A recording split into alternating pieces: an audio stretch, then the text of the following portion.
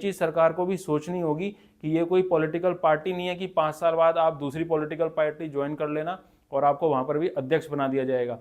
और अडानी और अंबानी को यह समझना होगा कि यह जो बच्चे भारतीय सेना के अंदर आते हैं ये कोई 6 महीने में उड़ करके भर्ती नहीं हो जाते हैं, इनका ये बचपन से ही सपना होता है। दोस्तों जय हिंद, वंदे मातरम। अग्निपथ योजना, जी हाँ दोस्तों, एक ऐसी स्कीम जो कि भारत सरकार द्वारा इंडियन आर्मर्ड फोर्सेस के ऊपर फोर्सफुली लाद दी गई। जी हाँ दोस्तों, आज बात करेंगे अग्निपथ योजना के बारे में और प्रेजेंट टाइम में यह स्कीम कैसा काम कर रही है, इसको भारत सरकार को जारी रखना चाहिए या फिर इसको जल्द से जल्द बंद कर देना चाहिए। जी हाँ दोस्तों, आज खुलकर बात करेंगे अग्निपथ योजना के बारे में। अगर आप डिफेंस पेंशनर चैनल पर न्यू आए हैं तो इस चैनल को जरूर सब्सक्राइब करें। चलिए दोस्तों शुरू करते हैं आज का वीडियो। अगर दोस्तों अग्निपथ योजना की बात की जाए तो जैसा कि हम सभी जानते हैं कि यह योजना 14 जून 2022 को भारत सरकार द्वारा भारतीय सशस्त्र सेनाओं के लिए लागू कर दी गई थी। इस योजना के अंतर्गत दोस्तों जो भी सैनिक या जवान भर्ती होते हैं उनको अग्निवीर कहा जाता है और यह जवान भारतीय सशस्त्र सेनाओं के लिए 4 साल के लिए भर्ती होते हैं, जिसमें से कि 6 महीने का इनका ट्रेनिंग पीरियड होता है और ये जवान केवल 3.5 साल के लिए ही अपनी बटालियनों के अंदर सेवा दे पाते हैं। अगर इनके दोस्तों एज की बात करी जाए, इनकी आयु की भर्ती आयु की बात करी जाए तो यह एक रेगुलर जवान की ही तरह है, 17.5 से 21 साल। पर इनके अगर सैलरी पैकेज की बात करी जाए तो उसमें काफ़ी अंतर है एक रेगुलर जवान से जो कि पहले भर्ती होते थे रेगुलर आर्मी के अंदर। दोस्तों इन जवानों को स्टार्टिंग में 30,000 रुपये मिलते हैं। इनके दूसरे, तीसरे और चौथे साल के अंदर ये ही इनका जो वेतन होता है ये बढ़ता रहता है और इसी वेतन में से इनका कुछ हिस्सा इनके अग्निवीर फंड के अंदर डिपॉजिट होता रहता है। जब ये जवान 4 साल के बाद में अपनी सेवा पूरी करने के बाद में घर जाते हैं उस समय पर दोस्तों इनके अग्निवीर फंड के साथ साथ भारत सरकार द्वारा भी इनको कुछ पैसा और दिया जाता है और इनको लमसम 11 से 11.5 लाख रुपए के आसपास उस समय एकमुश्त राशि दे दी जाएगी। यही दोस्तों अग्निवीर का प्रपोजल है। दोस्तों अब बात करते हैं कि यह योजना अग्निपथ योजना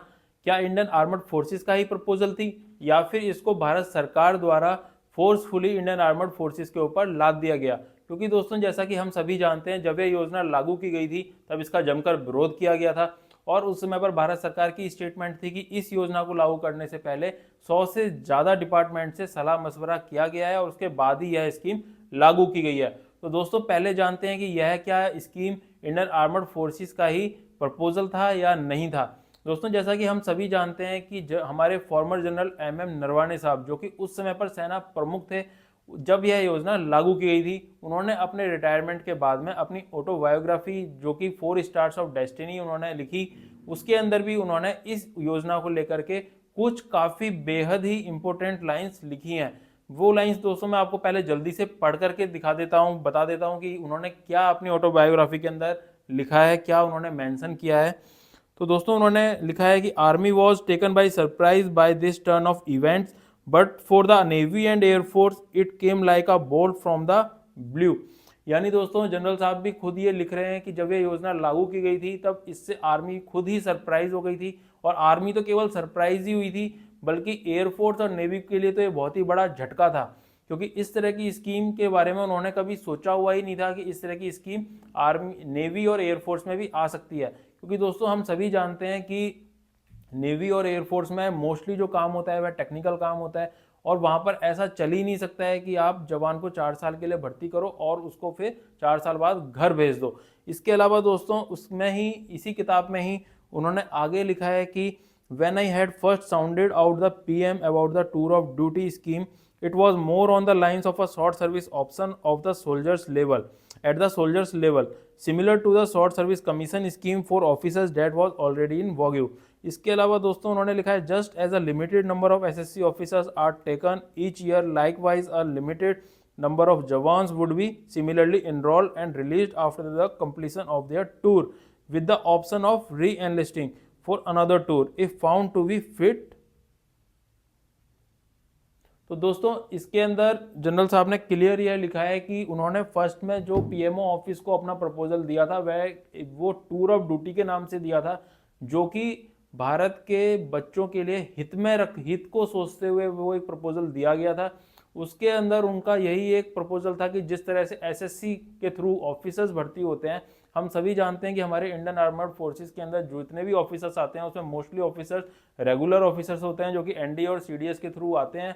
इसके अलावा दोस्तों कुछ कोटा रखा गया है जो एसएससी ऑफिसर्स का रखा गया है जो कि कुछ पीरियड के लिए हमारी जो सेना होती है उसको ज्वाइन करते हैं। उसी की तर्ज के ऊपर ही इंडियन आर्मर्ड फोर्सेस ने, सेना प्रमुख ने एक प्रपोजल दिया था टूर ऑफ ड्यूटी के नाम से कि कुछ बच्चे अगर चाहें तो वह कुछ समय के लिए सेना में आ सकते हैं और अपनी सेवा दे सकते हैं, और अगर वो चाहेंगे, वो आगे अपना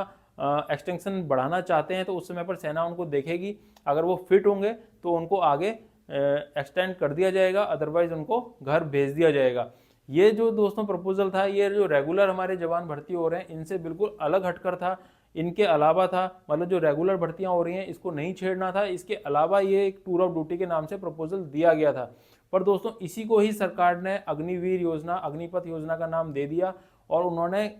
इस टूर ऑफ ड्यूटी को तो कैंसिल कर दिया, इसके अलावा अग्निपथ योजना को लागू कर दिया। और जो ना केवल भारतीय सेना के ऊपर बल्कि आर्मी, नेवी और एयरफोर्स तीनों ही सेनाओं के ऊपर इस प्रपोजल को लागू कर दिया गया। इसके अलावा दोस्तों अपनी किताब के अंदर जनरल साहब ने यह भी मेंशन किया है कि इसके जो टूर ऑफ ड्यूटी का उन्होंने प्रपोजल दिया था उसके अंदर उन्होंने क्लियर ये लिखा था कि जो भी बच्चे टूर ऑफ ड्यूटी में आएंगे, जो भी जवान भर्ती होंगे टूर ऑफ ड्यूटी के नाम से, उसमें से 75% जवानों को परमानेंट किया जाएगा, आगे बढ़ाया जाएगा, और उसमें से 25% ही बच्चे ऐसे होंगे जिनको कि वापस भेजा जाएगा। पर सरकार ने अग्निपथ योजना के अंदर इस प्रपोजल को बिल्कुल उल्टा कर दिया और इसके अंदर उन्होंने 25% जो जवान आ रहे हैं उनको ही परमानेंट करने का प्रपोजल कर दिया है, और 75% जो हमारे बच्चे होंगे, अग्निवीर होंगे, उनको वापस घर 4 साल बाद भेज दिया जाएगा। इसके अलावा दोस्तों जनरल साहब ने इसके अंदर ये भी मेंशन किया है कि जब ये अग्निपथ योजना फाइनल होकर के उनके पास में आई थी तो इसके अंदर जो स्टार्टिंग में जो पेमेंट रखी गई थी भारत सरकार द्वारा, वो केवल 20,000 रुपये की सैलरी पर ही अग्निवीरों को भर्ती करने का प्रपोजल दिया गया था। पर काफ़ी रिक्वेस्ट करने के बाद में सेना प्रमुख ने जब इसके ऊपर आपत्ति जताई, उसके बाद में 20,000 को बढ़ा करके 30,000 किया गया। तो दोस्तों इसी से ही सरकार की मंशा साफ होती है कि सरकार का केवल अग्निपथ योजना को लागू करने का जो मेन जो मुद्दा था वो केवल अपने बजट को कम करना था। भारतीय सैनिकों पर जो उनकी सैलरी के ऊपर, पेंशन के ऊपर जो खर्चा हो रहा है उसको किसी भी तरीके से कंट्रोल करना था, और उसी को ही कंट्रोल करने के लिए इस योजना को लागू किया गया। अब दोस्तों बात करते हैं गवर्नमेंट के प्रपोजल की। जो फ्यूचर प्लान गवर्नमेंट द्वारा इन अग्निवीर बच्चों को दिया जा रहा है। जी हाँ दोस्तों, गवर्नमेंट द्वारा जैसा कि इन बच्चों को बताया जा रहा है कि 4 साल बाद इन्हीं बच्चों को बाकी सेनाओं के अंदर, पैरामिलिट्री फोर्सेस के अंदर, स्टेट पुलिस के अंदर इनको कोटा दिया जाएगा, इनको प्रायोरिटी मिलेगी और इनको वहाँ पर भर्ती किया जाएगा। इसके अलावा दोस्तों जैसा कि हम सभी जानते हैं, जब इस योजना का जमकर विरोध हुआ था तो अडानी और अंबानी जैसे लोग भी सामने आ गए थे कि इन अग्निवीरों को 4 साल बाद हम भी अपने यहाँ पर नौकरी देंगे, हम इनको यहाँ पर अपने यहाँ पर कोटा देंगे, इनको अपने यहाँ पर हम लोग भर्ती कर लेंगे। पर दोस्तों सरकार को और अडानी और अंबानी को यह समझना होगा कि यह जो बच्चे भारतीय सेना के अंदर आते हैं ये कोई 6 महीने में उड़ करके भर्ती नहीं हो जाते हैं। इनका ये बचपन से ही सपना होता है कि मुझे भारतीय सेना के अंदर जाना है, नेवी में जाना है और एयरफोर्स में जाना है। ये बचपन से ही जब अपने घर से किसी बड़े को देखते हैं सेना में कार्य करते हुए, उनकी वर्दी को देख करके मोटिवेट हो जाते हैं और ये जम करके अपने गाँव के अंदर प्रैक्टिस करते हैं, दौड़ लगाते हैं उस सेना में जाने के लिए। तो दोस्तों 4 साल बाद आप इनको ये जो लालच दे रहे हो कि हम इनको पैरामिलिट्री फोर्सेस के अंदर भर्ती कर लेंगे, इससे इनके दिमाग के ऊपर कुछ फर्क नहीं पड़ेगा। ये 4 साल बच्चे डीमोटिवेट ही रहेंगे। ये अग्निवीर में तो भर्ती हो जाएंगे क्योंकि इनको सेना में जाना ही था, इनका वो सपना था, पर वो 4 साल सेना में भी अच्छी तरीके से काम नहीं कर पाएंगे, वो वहाँ पर भी सेवा नहीं दे पाएंगे और 4 साल वो केवल डीमोटिवेट होकर, डिप्रेस्ड होकर के घूमते रहेंगे और वह बस यही सोचते रहेंगे कि 4 साल बाद अब हमारा क्या होगा, हमारी जिस वर्दी की चाहत थी वो हमें मिल तो गई पर हमें 4 साल बाद वो छोड़नी पड़ेगी। तो ये चीज़ सरकार को भी सोचनी होगी कि ये कोई पॉलिटिकल पार्टी नहीं है कि 5 साल बाद आप दूसरी पॉलिटिकल पार्टी ज्वाइन कर लेना और आपको वहाँ पर भी अध्यक्ष बना दिया जाएगा। यहाँ पर जो बच्चे आते हैं ये इनका एक बचपन का सपना होता है जिसको कि वो जीने के लिए उस सपने को उसको पाने के लिए पूरी जी जान से मेहनत करते हैं और तब जाकर उनको ये वर्दी मिलती है। और आप अगर उनको 4 साल के बाद में फिर चाहे आप उनको पैरामिलिट्री दो या फिर उनको स्टेट पुलिस दो, चाहे आप उनको अडानी की नौकरी दो, चाहे अंबानी की नौकरी दो, उनको उससे कोई फर्क नहीं पड़ता है क्योंकि वो यहाँ पर आते हैं मोटिवेट होकर, उनको यहाँ पर काम करना होता है। अगर दोस्तों इंडियन आर्मड फोर्सेस की बात की जाए तो अंडर 5 ईयर्स तक के जवान का क्या एक्सपीरियंस होता है, क्या अनुभव होता है, यह दोस्तों ना तो भारत सरकार को कुछ पता है इस बारे में, ना ही दोस्तों सिविल जनता को कुछ पता है। इसके बारे में अगर दोस्तों हमारे को कुछ पता है तो वह इंडियन आर्मड फोर्सेस के जवान जो अभी नौकरी कर रहे हैं, सेना में हैं, वही दोस्तों इस चीज़ को जानते हैं। अगर दोस्तों आर्मी की बात की जाए तो आर्मी में अंडर 5 ईयर्स तक के जवान को ऑपरेशनल एक्टिविटीज से भी कोशिश की जाती है कि उसको दूर रखा जाए, क्योंकि यही माना जाता है कि उसको इतना अनुभव नहीं है। अगर दोस्तों आर्मी के अंदर इन्फेंट्री यूनिट की भी अगर बात की जाए, जिसके पास में कम से कम टेक्निकल इक्विपमेंट्स होते हैं, अगर दोस्तों वहाँ पर भी अगर बात की जाए तो उनके भी जो कुछ बड़े वेपन्स होते हैं MMG, AGL, RL टाइप के, वहाँ पर भी दोस्तों अंडर 5 ईयर्स के जवान को वहाँ तक उन वेपन्स से भी दोस्तों दूर रखा जाता है। तो जो जवान केवल 3.5 साल के लिए ही बटालियन में आया है, उसको दोस्तों वहाँ पर क्या एक्सपीरियंस मिलेगा, वह वहाँ से क्या तजुर्बा लेकर के बाहर जाएगा। इसके अलावा हम पिछले कुछ दिनों से देख रहे हैं अग्निवीरों का कंटिन्यू सोशल मीडिया के ऊपर आप क्लिप्स देख रहे होंगे। जो अग्निवीर नेवी में है, एयरफोर्स में है, आर्मी में है, वह कंटिन्यू अपनी क्लिप्स डाल रहे हैं। उनको क्या समस्याएं हो रही हैं वह भारत सरकार के सामने अपनी परेशानी उठा रहे हैं। उनको सेना में जो समस्याएं हो रही हैं, उनको अपने काम करने में जो दिक्कतें आ रही हैं, उनको वह सोशल मीडिया के ऊपर उठा रहे हैं। तो ये सब दोस्तों क्यों हो रहा है, इसका भी कारण दोस्तों यही है, सिंपल यही कारण है कि पहले जो जवान भर्ती होता था वो एक रेगुलर जवान भर्ती होता था, उसको लंबी नौकरी करनी होती थी। वह दोस्तों जिस भी सेना में जाता था, चाहे वह आर्मी में जा रहा है, नेवी में जा रहा है, एयरफोर्स में जा रहा है, वह अपनी उस संस्था के लिए इमोशनली अटैच हो जाता था। उसको दोस्तों अगर काम करने में कोई भी परेशानी होती थी तो वो अपने सीनियर्स को बताता था, पर वह अपना काम करता था। वह अपनी समस्या को इतनी जल्दी सोशल मीडिया के ऊपर लेकर के नहीं आता था। पर अब दोस्तों जो अग्निवीर भर्ती हो रहे हैं वह जाते हैं बटालियन के अंदर, उनको पता है कि मुझे यहाँ पर 3.5 साल ही काम करना है और 3.5 साल बाद मुझे यहाँ से चले जाना है, मुझे मैं सिविलियन बन जाऊँगा, मुझे यहाँ से कुछ नहीं लेना है। तो दोस्तों इसलिए उनको कोई डर ही नहीं है, वह आपका क्यों ऑर्डर मानेंगे, क्यों वह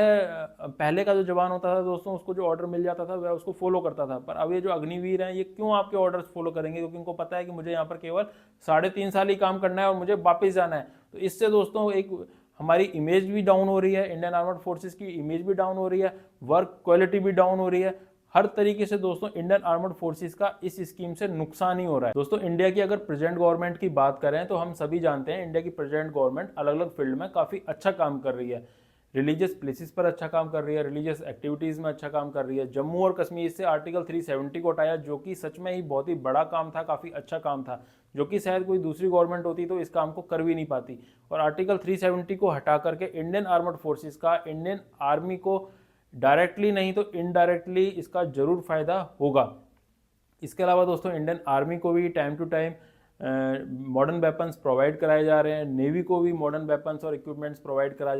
जा रहे हैं, वॉरशिप्स दिए जा रहे हैं, आगे भी और वॉरशिप्स मिलने की उम्मीद है। इसके अलावा दोस्तों एयरफोर्स को भी फाइटर जेट्स दिए जा रहे हैं। पर दोस्तों भारत सरकार को यह सोचना होगा, केवल मॉडर्न वेपन्स और इक्विपमेंट्स देकर ही आप किसी सेना को मॉडर्न नहीं बना सकते जब तक कि उसका हर एक जवान का मोराल अप ना हो।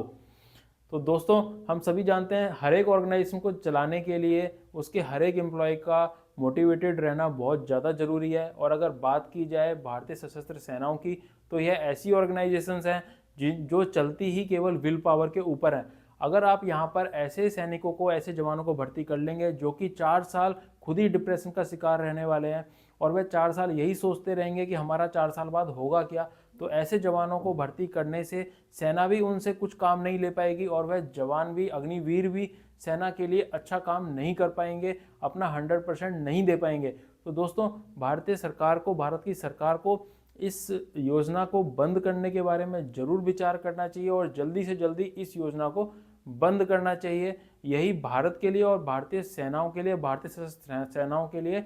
फ़ायदेमंद होगा। तो दोस्तों आपका इस बारे में क्या विचार है, कमेंट सेक्शन में ज़रूर बताइएगा। अगर आपको यह वीडियो अच्छी लगी तो इसको लाइक करें, शेयर करें, चैनल पर न्यू है तो चैनल को ज़रूर सब्सक्राइब करें। मिलते हैं ऐसी नेक्स्ट इन्फॉर्मेटिव और यूजफुल वीडियो के अंदर। तब तक के लिए जय हिंद, वंदे मातरम, नमस्कार।